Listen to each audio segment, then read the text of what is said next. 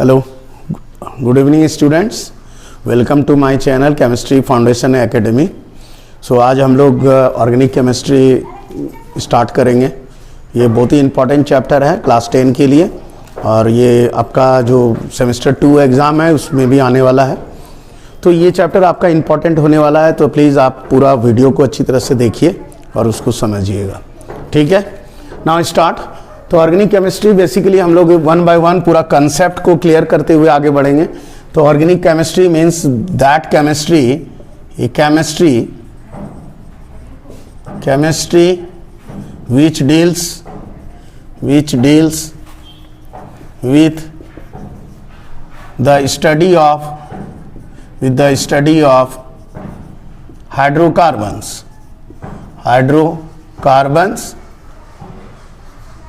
and its derivatives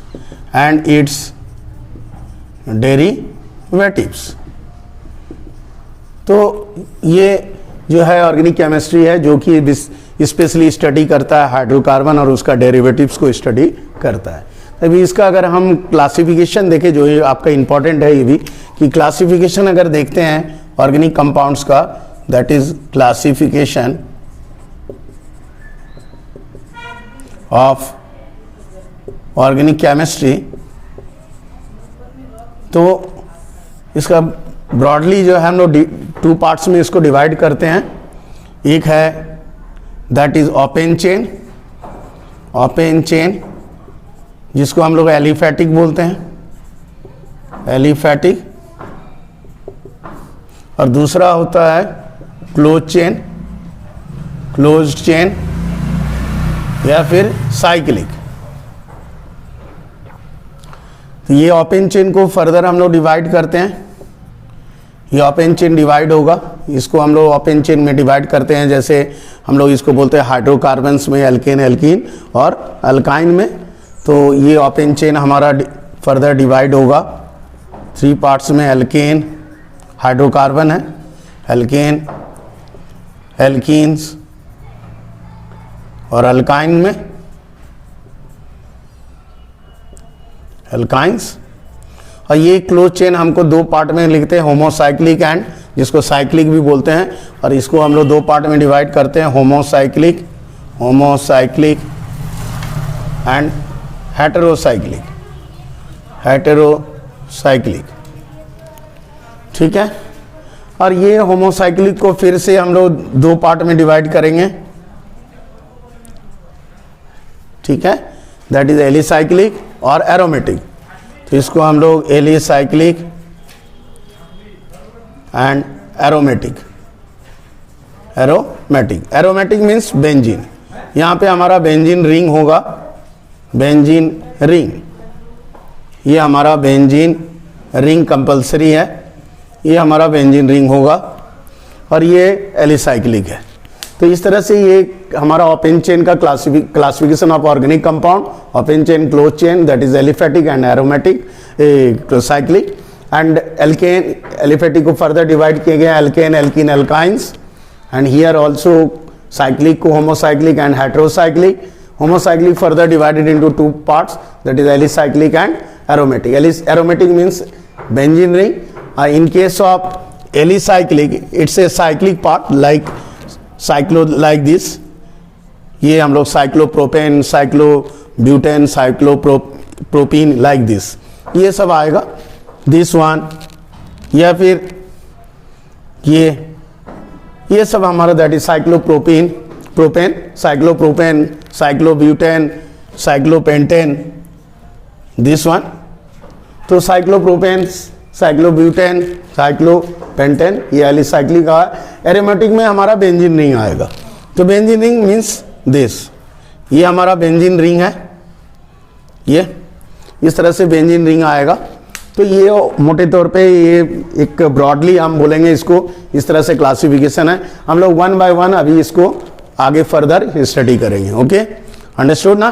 now आगे बढ़ते हैं हम लोग, आगे आ जाएंगे नेक्स्ट में। ऑर्गेनिक कंपाउंड्स तो हम लोग समझ गए, बेसिकली स्टडी होता है हाइड्रोकार्बन्स एंड इट्स डेरिवेटिव का। तो हम लोग पहले आते हैं दैट इज ओपन चेन में, है ना। तो ये हाइड्रोकार्बन। तो एक्चुअली इसके पहले हम लोग स्टडी कर, थोड़ा सा हम लोग डिस्कस कर लेते हैं history of organic compound, that is history of organic compound. Organic compound का अगर हिस्ट्री देखें तो एट फर्स्ट जो है हमारा सबसे पहले जो है हमारा डिस्कवर हुआ था यूरिया कंपाउंड, जिसको हम लोग यूरिया बोलते हैं। सबसे पहले यूरिया बना था, यूरिया प्रिपेयर्ड हुआ था, ठीक है। तो यूरिया बना, तो इसके पहले जो है हमारा एक्चुअली जो था वाइटल फोर्स थ्योरी, एक इसके पहले जो थ्योरी चलता था उसको हम लोग बोलते थे वाइटल फोर्स थ्योरी। तो वाइटल फोर्स थ्योरी में ये बताया गया कि organic compounds can not be form synthetically और artificially. So organic compounds can not be synthesize, ये हम सिंथेसाइज नहीं कर सकते हैं आर्टिफिशियली और इन द लेबोरेटरी। ये हमारा पहले बताया गया, इन द लेबोरेटरी, ठीक है। Because organic compounds only formed due to the vital force, due to the natural force. So organic compounds formed due to the natural force। एक natural force से बनता है, so it cannot be synthesized, it cannot be make artificially, so that is cannot make artificially।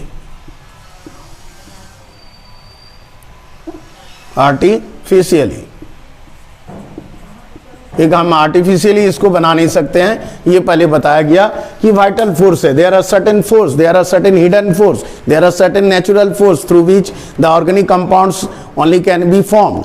So it's a natural force. So that's why this theory is called vital force theory. But this theory was discarded because due to the discovery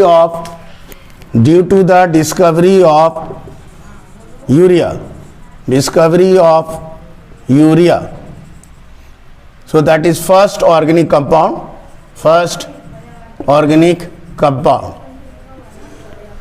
So Frederick Wohler discovered, or Wohler at first prepared urea.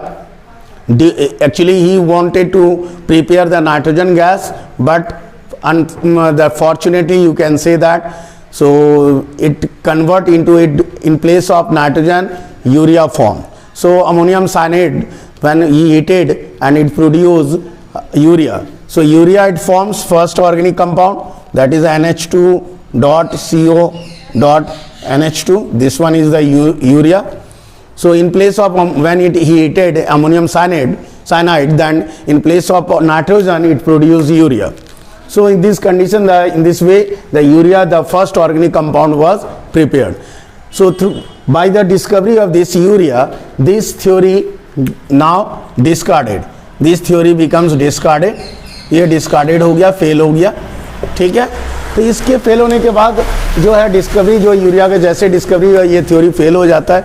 इसके बाद urea के बाद volar ने prepare किया था, इसके बाद आपका acetic acid and other organic compounds भी ये बनता है।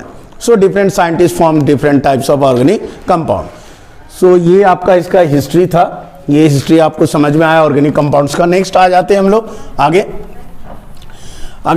इसमें आता है नेक्स्ट में कि ऑर्गेनिक कंपाउंड में कार्बन हाइड्रोजन इज कंपल्सरी, और you can say that carbon hydrogen is the vital elements और is the main components in the organic compound.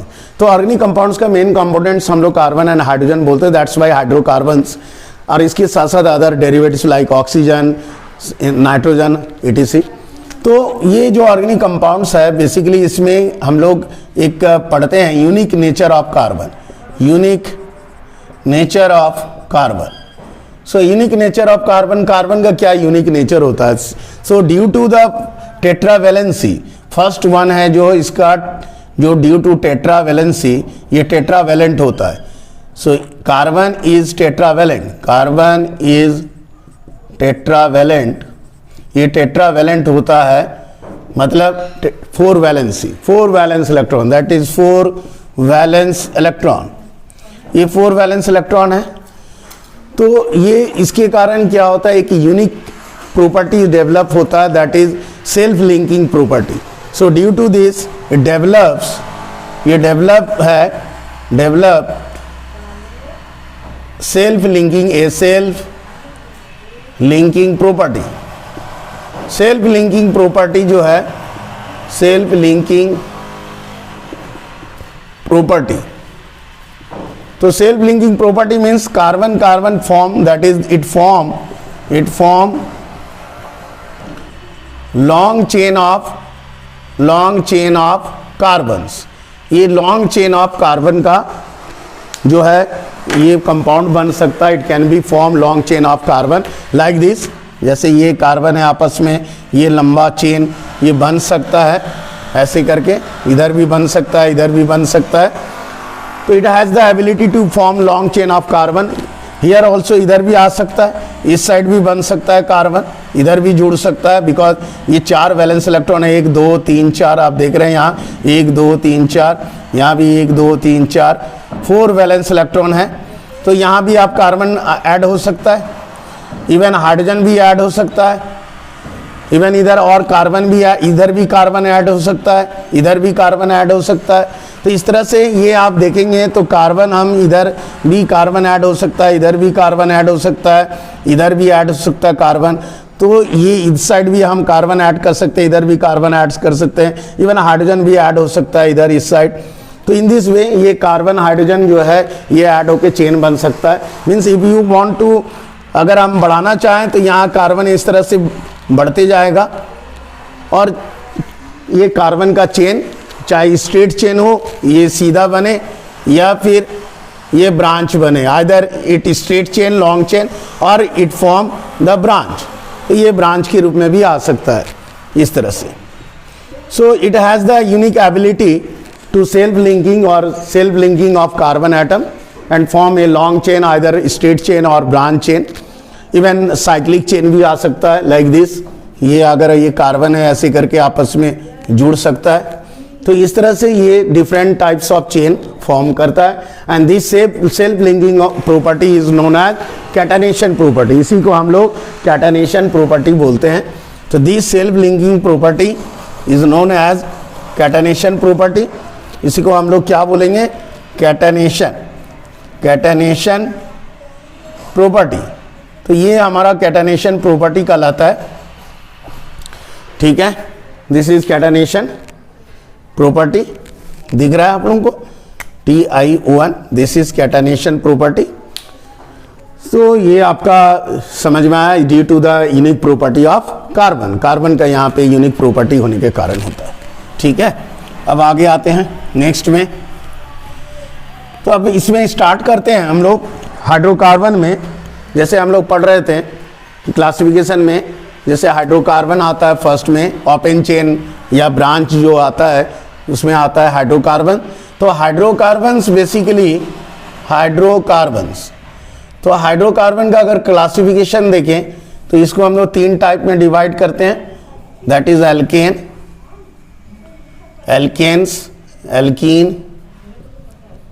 Alkenes और अल्काइंस। ये 3 पार्ट है इसका, एल्कीन्स और अल्काइंस। तो एल्केन में जैसे इसका जनरल फॉर्मूला है CnH2n+2, एल्कीन में होगा CnH2n, 2 कम होते जाएगा फर्दर, और इसमें हो जाएगा CnH2n-2। तो 2 कम होगा, मतलब जितना n means number of carbon, n means what is n means number of carbon, number of carbon है।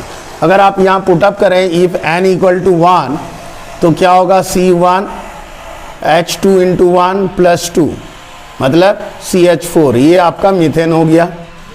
अगर N2 लेते हैं that is C2H2 × 2 + 2 that is C2H6, तो ये मीथेन, 2 कार्बन इथेन।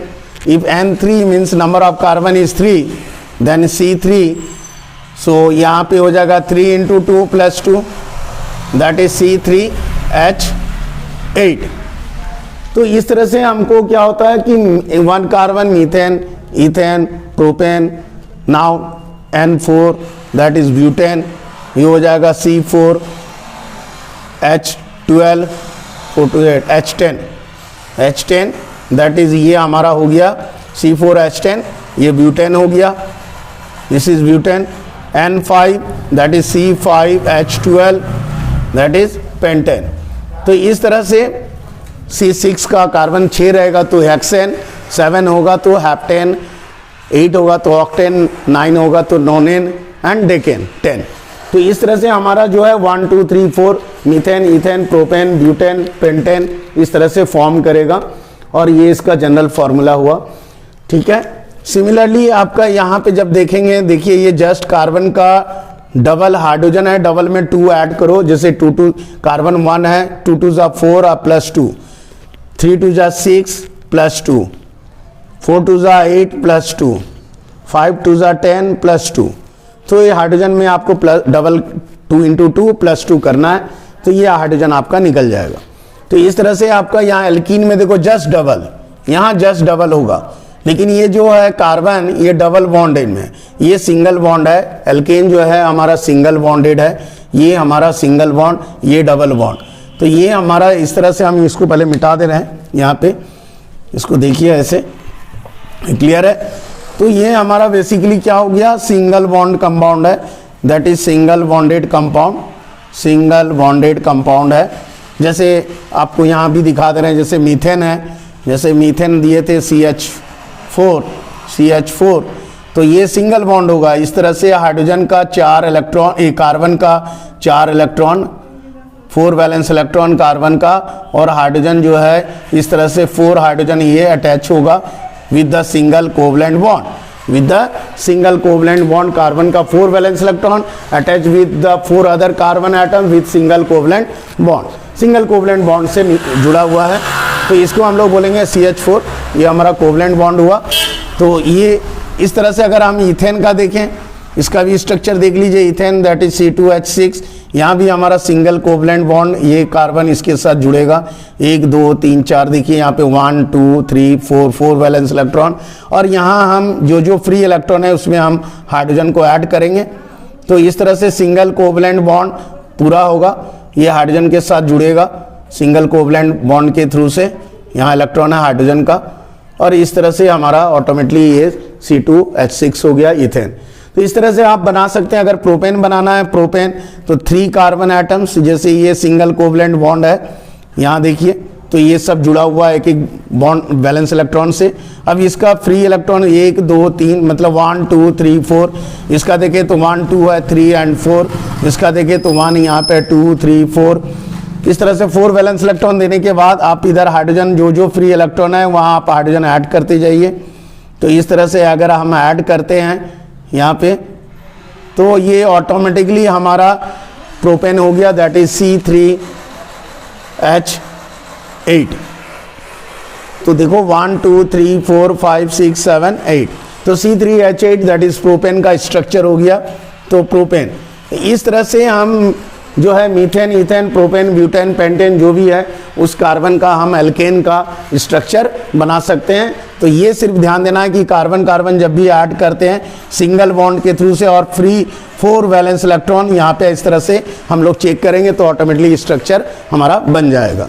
ठीक है, क्लियर है, कोई डाउट नहीं है। इससे आपका कंसेप्ट भी, कभी क्वेश्चन आता है ड्रॉ द स्ट्रक्चर, तो स्ट्रक्चर आप इजीली इसको ड्रॉ कर सकते हैं।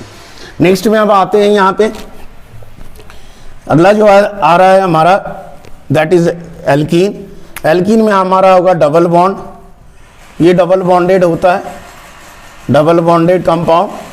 ये हमारा सैचुरेटेड कहलाता है, चूंकि सिंगल कोवलेंट बॉन्ड है तो ये सैचुरेटेड है, मतलब दूसरा और इसमें ऐड नहीं हो सकता, कंबाइन करेगा नहीं, इसका कंबाइनिंग कैपेसिटी नहीं होता क्योंकि ये सैचुरेटेड है।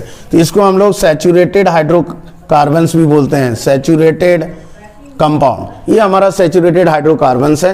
क्योंकि यहाँ डबल बॉन्ड है तो इट हैज़ द एबिलिटी, इसके पास एबिलिटी है कि वो दूसरा एक एटम के साथ आपस में कंबाइन कर सकता है, क्योंकि इसके पास एक्स्ट्रा इलेक्ट्रॉन है जो कि डबल बॉन्ड के रूप में है। तो देखिए यहाँ पे डबल बॉन्डेड है मतलब अनसैचुरेटेड, तो यहाँ पे अनसैचुरेटेड होगा, ये अनसैचुरेटेड हाइड्रोकार्बन है, ये हमारा ट्रिपल बॉन्ड है, ये भी हमारा अनसैचुरेटेड होगा ट्रिपल बॉन्ड, तो ये भी हमारा unsaturated, this is also unsaturated, ये हमारा अनसैचुरेटेड हाइड्रोकार्बन है। आइदर डबल बॉन्ड और ट्रिपल बॉन्ड ये दोनों ही मेरा अनसैचुरेटेड होगा, ठीक है। अब यहाँ देखते हैं हम लोग, जैसे अगर मान लो ये दो डबल बॉन्ड है मतलब double bond between two carbon atom, तो एटलीस्ट यहाँ पे जो हमारा लोएस्ट जो मेंबर होगा, सबसे छोटा जो मेंबर होगा ये 2 कार्बन का होगा, क्योंकि सिंगल कार्बन में मीथेन जैसे है, इसमें मीथेन आया था सिंगल कार्बन, यहाँ सिंगल कार्बन नहीं आएगा क्योंकि कार्बन कार्बन के बीच में यहाँ डबल बॉन्ड होना चाहिए। तो एटलीस्ट हमारा 2 कार्बन होगा, यहाँ 2 कार्बन से हमारा स्टार्ट होगा, क्योंकि कार्बन कार्बन के बीच में हमको डबल बॉन्ड इस तरह से 2 इलेक्ट्रॉन का ये डबल बॉन्ड आएगा। तो अगर हम 2 इलेक्ट्रॉन देते हैं 1 2, तो यहाँ मेरा 2 फ्री इलेक्ट्रॉन बच रहा है, यहाँ भी 2 फ्री इलेक्ट्रॉन बच रहा है, तो 1 2 3 4 1 2 3 4। अब ये फ्री इलेक्ट्रॉन में आप हाइड्रोजन ऐड कर दीजिए इस तरह से यहाँ पे, तो ये हमारा हो गया C2H4, दैट इज इसका नाम हो गया, 2 कार्बन है तो इथेन से ENE है, ENE मतलब यहाँ इथीन हो जाएगा, यहाँ भी ENE। अगर यहाँ इथेन था C2H6 तो C2H4 में इथीन होगा ENE, क्योंकि ये एल्कीन ग्रुप का है। अगर इसी तरह से हम प्रोपीन लेते हैं, अगर 3 कार्बन लेते हैं तो देखिए प्रोपीन बनेगा कैसे, तो हम 3 कार्बन पहले सिंगल बॉन्ड ऐसे दिखाएंगे 3 कार्बन, और यहाँ पे वैलेंस इलेक्ट्रॉन 1, इसका 2 है, इसका 1 है, तो यहाँ 1 है तो 3 एक्स्ट्रा वैलेंस इलेक्ट्रॉन डालना होगा, यहाँ 2 है तो 2 एक्स्ट्रा वैलेंस इलेक्ट्रॉन डालना होगा, यहाँ फिर 1 है तो 3 एक्स्ट्रा वैलेंस इलेक्ट्रॉन डालना है। लेकिन जब डबल बॉन्ड है तो किसी 2 कार्बन के बीच में हमको डबल बॉन्ड देना है, तो हम मान लीजिए इस पे डबल बॉन्ड दे रहे हैं, अगर इस पे दे रहे हैं तो ये दोनों इलेक्ट्रॉन को हटा के हमको यहाँ देना होगा और ये डबल बॉन्ड बना देना है। तो इस तरह से हमारा डबल बॉन्ड बन गया। अब इधर हम हाइड्रोजन जो फ्री इलेक्ट्रॉन है इधर हाइड्रोजन डाल देंगे, यहाँ भी हाइड्रोजन ऐड करेंगे, इधर हो चुका है ऑलरेडी, यहाँ पे फ्री इलेक्ट्रॉन है, यहाँ फ्री इलेक्ट्रॉन है और यहाँ फ्री इलेक्ट्रॉन है। तो इस तरह से देखिए आप 1 2 3 4 1 2 3 4 1 2 3 4, तो कार्बन का 4 वैलेंस इलेक्ट्रॉन अपना सेटिस्फाई है, यहाँ पे सिंगल कोवलेंट से, यहाँ डबल बॉन्ड से जुड़ा हुआ है।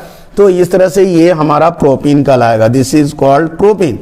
तो ये हमारा प्रोपीन का स्ट्रक्चर हो गया। तो ऑटोमेटिकली अगर इस रूल को इसको फॉलो करें, कार्बन का 4 वैलेंस इलेक्ट्रॉन और डबल बॉन्ड, यहाँ एल्कीन है तो डबल बॉन्ड, तो ऑटोमेटिकली आपका ये स्ट्रक्चर बन जाएगा। तो ये हमारा हुआ 2 कार्बन। इसी तरह से 3 कार्बन का हुआ propene, 2 carbon ethene, 4 carbon butene. अगर आप 4 कार्बन लेते हैं 1 2 3 4 कार्बन, और अगर आपको डबल बॉन्ड देना है तो आप यहाँ 2 यहाँ 2 यहाँ 2 कहीं भी दीजिए। मान लीजिए हम यहाँ डबल बॉन्ड देते हैं, तो यहाँ पे अगर हम देते तो 1 2 देखिए वैलेंस इलेक्ट्रॉन यहाँ मिलते जा रहा है हमको, यहाँ पे और यहाँ पे।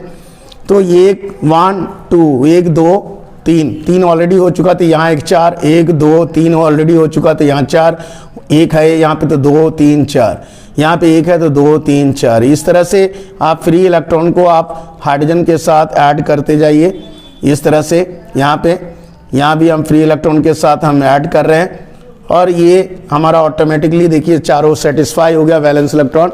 और ये 1 2 3 4 दैट इज ब्यूटीन, ये हमारा ब्यूटीन ENE बना, डबल बॉन्ड है ENE। तो इस तरह से मेरा ब्यूटीन ये आप बना सकते हैं। डबल बॉन्ड को आप शिफ्ट यहाँ भी कर सकते हैं, यहाँ भी कर सकते हैं, और अकॉर्डिंग टू हाइड्रोजन भी उसी हिसाब से आपको डालना है, जितने भी फ्री इलेक्ट्रॉन्स होंगे उसमें हाइड्रोजन ऐड करना है। तो इस तरह से हमारा ये आ रहा है, फॉलो कर रहा है, दैट इज C4 हमारा H8 हो गया, जस्ट डबल, कार्बन जितना रहेगा उसका डबल आ जाएगा, ये ब्यूटीन हो गया।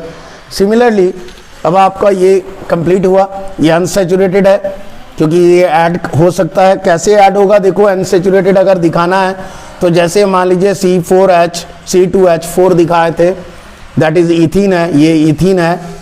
इसको अगर हम स्ट्रक्चर वाइज दिखाते हैं, और स्ट्रक्चर वाइज देखिए, इसको स्ट्रक्चर है जैसे ये डबल बॉन्ड दिए और यहाँ एक हाइड्रोजन दे दिए, यहाँ हाइड्रोजन दिए, यहाँ हाइड्रोजन दिए, that is C2H4।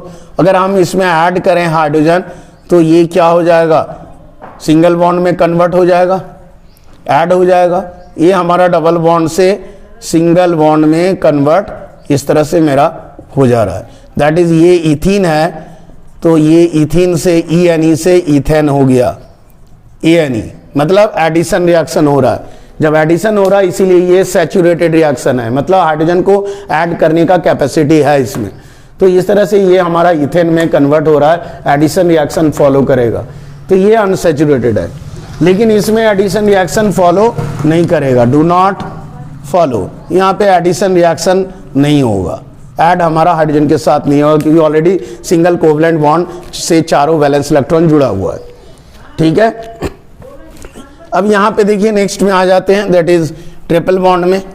Triple bond में अगर हम देखें ये दैट इज अल्काइन, तो यहाँ पे जैसे 2 कार्बन है, एटलीस्ट 2 कार्बन के बीच ट्रिपल बॉन्ड देते हैं अगर, जैसे मान लीजिए C2H2, C2H2 होगा, क्योंकि इसको अगर हम पुटअप करते हैं C2 2 इंटू 2 4 4 माइनस 2 तो C2H2।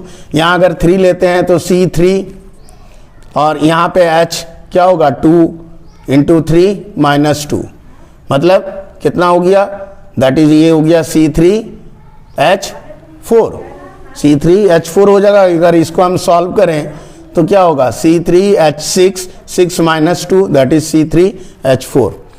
तो अगर हम इसका स्ट्रक्चर देखें, दैट इज 3 कार्बन है, 3 कार्बन का मतलब ये हो गया प्रोपाइन, प्रोपाइन YNE, ये प्रोपाइन आ जाएगा।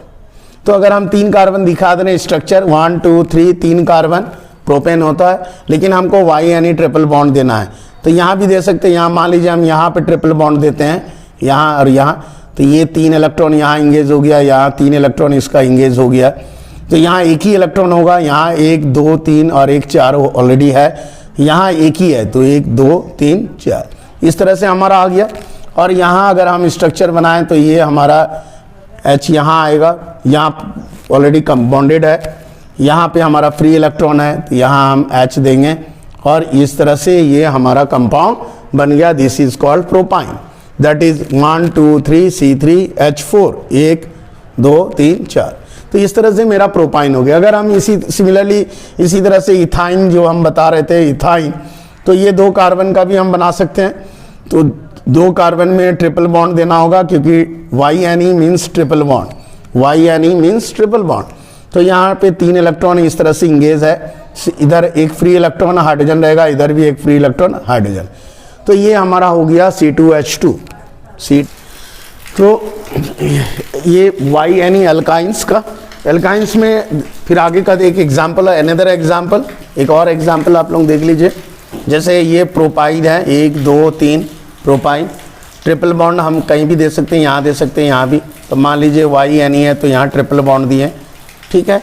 अब देखते हैं यहाँ 1 इलेक्ट्रॉन है, 1 वैलेंस इलेक्ट्रॉन, यहाँ 1 2 3 4, यहाँ भी 1 2 3 एंड 4, ये हो चुका है 1 2 3 एंड 4। यहाँ एक H होगा और यहाँ पे एक H, इधर H देते जाइए, और यहाँ भी एक H। सो ये हमारा क्या हो गया प्रोपाइन YNE, ठीक है। दैट इज C3H कितना हो जाएगा 6 से -2 मतलब 4, ठीक है। दैट इज CnH2n -2, तो C3H 2 into 3 -2 that is C3H6 -2 C3H4। तो ये हमारा प्रोपाइन YNE, इसका स्ट्रक्चर ये हो गया। इसी तरह से अगर हम ब्यूटाइन लेते हैं, लाइक ब्यूटाइन, तो ब्यूटाइन में हमारा क्या हो जाएगा, अगर butyne that is but YNE, तो क्या होगा 1 2 3 और 1 4 कार्बन। ट्रिपल बॉन्ड आप कहीं भी दे सकते हैं, यहाँ भी दे सकते हैं, यहाँ भी दे सकते हैं। मान लीजिए हम यहाँ दे रहे हैं 1, या यहाँ दे दीजिए, कहीं भी दीजिए, जैसे यहाँ दे रहे हैं 1 2 3 1 2 3 1 2 3 एंड ये एक फ्री है हाइड्रोजन 1 2 3 1 2 3 और 1 4 ऑलरेडी 4 है। फिर यहाँ 1 है, यहाँ 2 है, 3 4, यहाँ एक H दे दीजिए, यहाँ एक H दे दीजिए, यहाँ 1 हुआ 2 3 4, यहाँ एक H, यहाँ एक H, यहाँ एक H। तो ये हमारा क्या हो गया butyne, that is C4H8 8 -2 H6। 1 2 3 4 5 6। तो इस तरह से हमारा ये ब्यूटाइन हो गया। तो हम लोग जो डिस्कस किए एल्केन, एल्कीन, अल्काइन, ये हमारा YNE का हमने बताया। हाँ, either ethene, propyne, ethyne, propyne, that is ethyne हम लोग डिस्कस किए, प्रोपाइन डिस्कस हुआ, प्रोपाइन और ब्यूटाइन ये हम लोग किए हैं अभी, दिस वन। तो ये दोनों हमारा अनसैचुरेटेड है, this two are unsaturated, double bond और ट्रिपल बॉन्ड। तो डबल बॉन्ड और ट्रिपल बॉन्ड में जैसे ये एडिशन रिएक्शन करेगा, जैसे अल्काइन का ये इसमें जैसे देखिए सपोज हम दे रहे हैं इथाइन, इथाइन, तो ये फॉलो करेगा addition reaction, addition reaction means unsaturated है, इसमें हाइड्रोजन ऐड होगा, ऐड हो सकता है। तो जैसे मान लीजिए सपोज इथाइन दे रहे हैं 1 2, यहाँ देखिए डबल बॉन्ड आ गया, YNE है, तो यहाँ ट्रिपल बॉन्ड होगा 1 2 3 3 और इधर 1 4, यहाँ भी 1 2 3 और 1 4। इसमें अगर हम हाइड्रोजन ऐड करें एडिशन रिएक्शन, तो हाइड्रोजन यहाँ, एक हाइड्रोजन इधर ऐड होगा, एक हाइड्रोजन यहाँ ऐड होगा, मतलब ये ट्रिपल बॉन्ड से डबल बॉन्ड में आ जाएगा। तो ये हाइड्रोजन था यहाँ कार्बन, और यहाँ पे हम एक हाइड्रोजन यहाँ ऐड कर देंगे, तो ये ट्रिपल बॉन्ड से हमारा डबल बॉन्ड में कन्वर्ट हो गया, इधर भी इधर भी। तो ये हाइड्रोजन जो 2 हाइड्रोजन था, एक हाइड्रोजन यहाँ आ गया, एक हाइड्रोजन यहाँ आ गया, मतलब यहाँ ये बॉन्ड मेरा ब्रेक कर गया, ये बॉन्ड ब्रेक हुआ अपना ट्रिपल बॉन्ड में से डबल बॉन्ड में।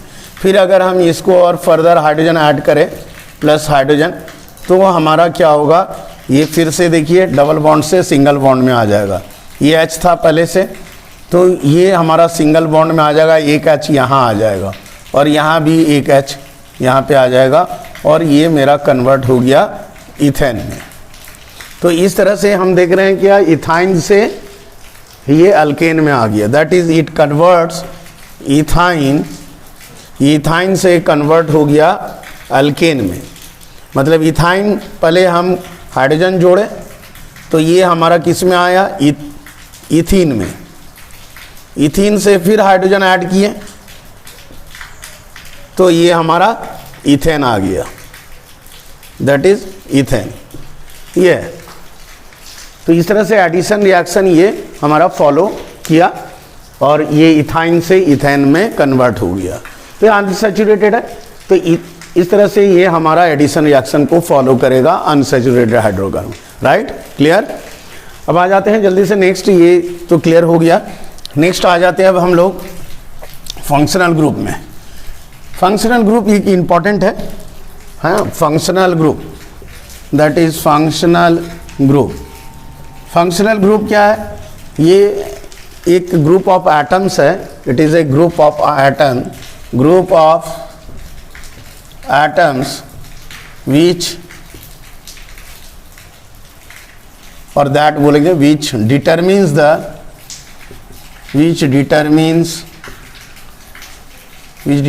the certain property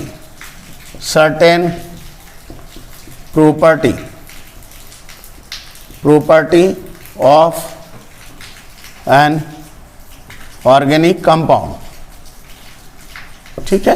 तो ये ग्रुप ऑफ एटम्स होता है that determines the certain property, और सर्टेन प्रॉपर्टी को डिटरमिन करता है किसी भी ऑर्गेनिक कंपाउंड में। अगर वो फंक्शनल ग्रुप ऐड हो जाए तो वो एक सर्टेन प्रॉपर्टी को डिफाइन करता है उस पर्टिकुलर ऑर्गेनिक कंपाउंड को। तो it means that functional group हो गया group of atoms that determines the, वो डिटरमिन करता है certain property of organic compound. जैसे मान लीजिए अल्कोहल है, तो ये अल्कोहल एक फंक्शनल ग्रुप है, और इसको हम लोग शो करते हैं OH। इसी तरह से एल्डिहाइड है, तो एल्डिहाइड भी एक फंक्शनल ग्रुप है, इसको शो करते हैं CHO। इसी तरह से कीटोन है, कीटोन ये फंक्शनल ग्रुप है, ये भी शो करता है C डबल बॉन्ड O। और कार्बोक्सिलिक, इसी तरह से कार्बोक्सिलिक भी होगा, और ये डिटरमिन करता है C, इस तरह से OH, COH। तो ये डिफरेंट और अदर्स फंक्शनल ग्रुप और भी फंक्शनल ग्रुप है, जैसे एमाइड ग्रुप, एस्टर ग्रुप, ये सब भी अदर फंक्शनल ग्रुप भी ये इसमें हम लोग नेक्स्ट वीडियो में हम लोग डिस्कस करेंगे। बहुत ही इंपॉर्टेंट नेक्स्ट वीडियो होने वाला है जिसमें कि आपका पूरा कंप्लीट नॉमेनक्लेचर कंप्लीट होगा। Okay then, okay bye.